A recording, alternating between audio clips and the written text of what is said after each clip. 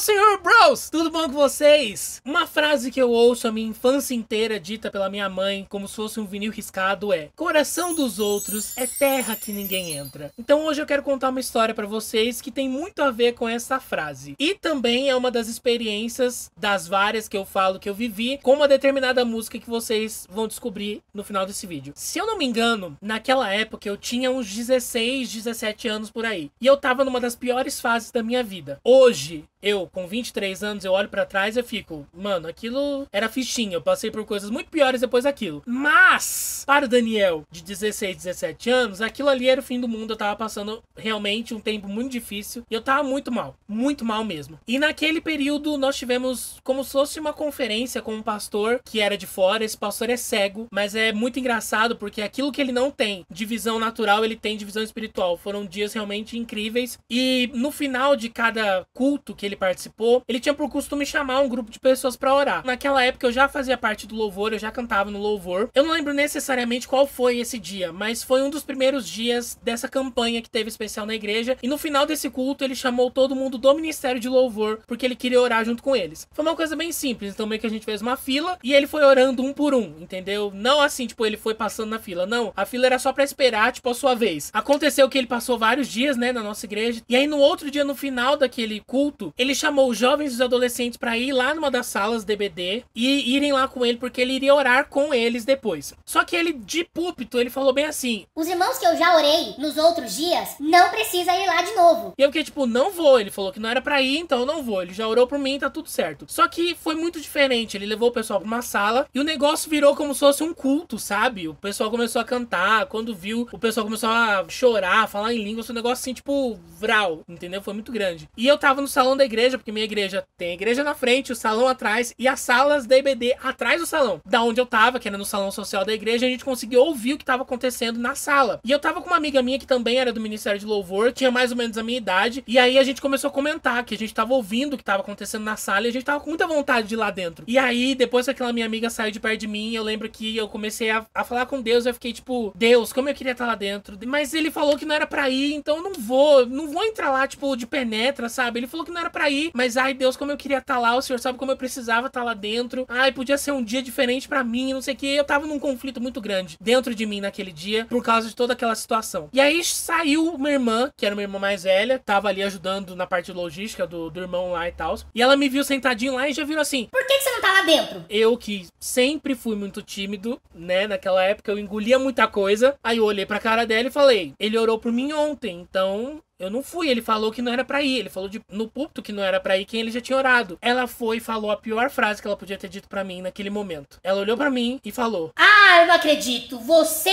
perdeu. E ela falou isso com a boca cheia. Só que ela não fazia ideia de como aquela palavra foi uma faca enfiada dentro do meu coração. Ela não sabia como eu tava. Ela não sabia o que eu tava passando. Ela não sabia como eu queria estar lá dentro e como eu tava num conflito interno. E eu já fiquei muito mal, mais do que eu já tava. Só que essa irmã não tava satisfeita, né? Uma pena, né, que ela não tava satisfeita e só falar isso pra mim. Aquele momento de oração com os jovens acabou. E o que aconteceu foi que aquela irmã fez todos os jovens e adolescentes que estavam dentro daquela sala olharem pra mim e falarem: você perdeu. E eu não tô brincando. Todos os jovens que saíam daquela sala, porque tem como se fosse um corredor das salas que dá pra o salão social, então eles tinham que passar por onde a gente tava, e a maioria do pessoal gostava dela, então ia cumprimentar e tal. Então chegava nela e ela falava: vira pra ele e fala que ele perdeu. E o pessoal, sem o menor discernimento do que estava acontecendo, simplesmente ficou tipo: ai, você perdeu. E eram aproximadamente umas 30, 40 pessoas que estavam dentro daquela sala. E todas elas falaram que eu tinha perdido. Pensa como minha cabeça não ficou. Pensa como meu coração não ficou. Eu sei que essa história, pra quem ouve de fora, vai ficar tipo: ai, meu Deus. Mas lembra que aconteceu com o Daniel de 16, 17 anos? Então, assim, releva. Era uma outra cabeça, era uma outra perspectiva. Hoje, se essa mesma situação acontecesse, eu ia, tipo, ouvir todo mundo falando e ia ficar tipo: ah, tchau. Só que essa minha atitude hoje veio de toda uma construção, de todo um tratamento que Deus fez comigo desde aquela época até hoje. Naquela época eu tava começando a viver esses tratamentos de Deus. Deus tava começando a botar o dedo na minha ferida, mas ele não tava botando pra me fazer sofrer, mas ele tava botando pra me curar de vez, pra me fazer superar, pra me fazer mudar. Algumas dessas histórias eu já contei pra vocês. Eu vou deixar o vídeo de superação aqui no link, pra vocês conhecerem um pouquinho mais dessas histórias e tal. E pra mim aquilo foi a morte. E dentro daquela sala eu tinha dois amigos meus. Como eles sabiam como eu estava, eles sabiam que eu não tava numa fase boa, Eles foram os únicos que não falaram. Eles simplesmente chegaram pra mim e falaram: por que que você não entrou? Eu saí destruído, eu saí arrasado dali. E eu saí da minha igreja com uma ideia pronta na minha cabeça, que era sair da igreja. Eu não queria mais ver aquelas pessoas. Eu não queria olhar pra cara daquela irmã. Eu queria que caísse um meteoro em cima dela. E eu não tô zoando, eu não tô brincando, eu não tô falando pra dar peso dramático. Não, eu queria que ela se explodisse de tanto ódio que eu tava sentindo dela naquele momento. Não tô falando que é pra você sentir ódio dos irmãos. Tô falando que era aquilo que eu tava sentindo naquele momento, tá bom? Vamos entender os contextos dos negócios, pelo amor de Deus, tá? Hoje tá tudo bem e é por isso que eu tô contando pra vocês, porque tá tudo bem e é pra gente aprender com aquilo que aconteceu, pra gente não fazer igual, ok? Ok. Aconteceu que nós fomos embora, né? Eu tava ali com os meus pais, a gente tava esperando no estacionamento pra ir embora, porque a gente ia receber carona. E eu virei pra minha mãe e falei: eu não quero voltar aqui nunca mais. Eu não piso aqui nunca mais. E aí minha mãe ficou tipo: por quê? O que aconteceu? Não sei o que. Eu tava muito mal e assim, eu segurando o choro, porque eu não queria que ninguém me visse assim. Eu nunca quis usar essas coisas pra chamar atenção, principalmente pra chamar atenção de gente da igreja. Então eu não queria que aquela mulher me visse naquele estado, eu não queria que ninguém me visse naquele estado. Eu queria simplesmente ir embora. Quando eu cheguei em casa, eu lembro que eu chorei, eu gritei, eu esperneei. E eu tava muito convicto disso.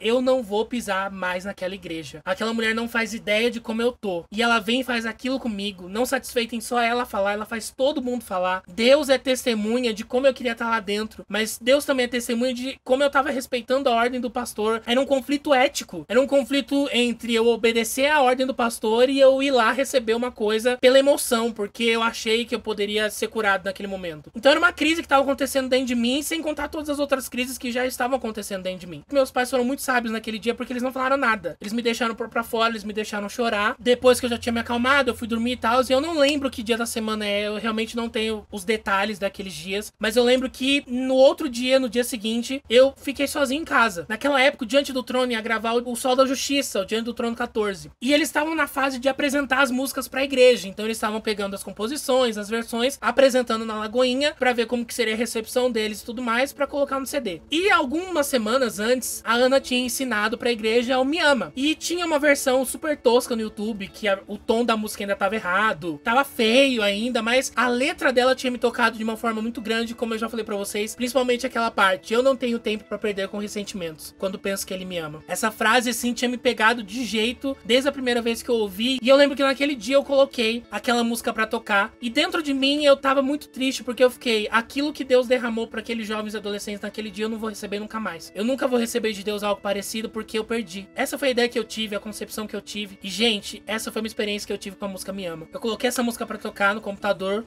lá na minha sala, e eu comecei a ouvir aquela música, e quando eu vi, eu tava estirado no chão, chorando, de babar. Eu fiquei ali, eu não sei quanto tempo, eu não sei se foram minutos, eu não sei se foram horas, eu não sei, eu sei que eu fiquei lá. E depois eu tive uma percepção de que aquilo que eu perdi de Deus no dia anterior, Deus me deu na sala da minha casa. Deus naquele dia, ele me preencheu de um amor tão grande. Deus me mostrou que, independente da falta de conhecimento das pessoas, do meu background, né, daquilo que eu tava passando, daquilo que eu tava sentindo, ele me curava e ele me restaurava e ele me fazia crescer e me fazia amadurecer. E daquele dia em diante eu comecei a sentir muito mais o amor de Deus por mim e muito mais o tratamento de Deus comigo. E foi espetacular, porque eu vi ali na prática que com Deus a gente nunca perde. Quando você fala isso, eu não sei qual é a sua motivação, eu não sei por que você fala isso, mas depois daquele dia eu bani essa frase do meu vocabulário. Eu nunca mais olhei na cara de ninguém pra falar você perdeu, porque quando a gente fala você perdeu, a gente limita a Deus a nossa caixinha, a gente limita a Deus nos nossos eventos, nos nossos cronogramas. A gente não pode falar que a pessoa perdeu de Deus, algo de Deus pra ela, porque ela não tava no nosso evento, porque ela não tava na nossa célula, porque ela não tava naquele evento especial. Deus não é tua marionete, que você que determina onde ele age e onde ele deixa de agir. Eu tive experiências grandiosas com Deus, e as mais grandiosas que eu tive com Deus foram aqui no meu quarto, sem protocolo, sem liturgia, simplesmente eu e ele. E foram experiências que me moldaram e que estão na minha memória até hoje, porque Deus não tá restrito a nada. E, parênteses, por causa daquele dia que eu vivi ali com Deus, no dia seguinte, Deus tirou de mim esse sentimento de sair da igreja por causa daquela mulher, porque Deus me mostrou que eu tava ali por causa de Jesus, não por causa dela, e que ela ia ser falha, ela ia ser humana do mesmo jeito, e que ela ia errar comigo mais vezes, mas que eu não tava ali e nunca estive ali por causa dela, mas por causa do amor do Pai. E o amor do Pai começou a me curar naquela ocasião, e continuou me curando daqui pra frente, não é mesmo? Mas o propósito real desse vídeo é pra você pensar duas vezes na hora de você falar qualquer coisa pra alguém, porque, meu irmão, você não faz ideia de como essa pessoa pode estar. Você não sabe qual vai ser o peso da sua palavra na vida dessa pessoa.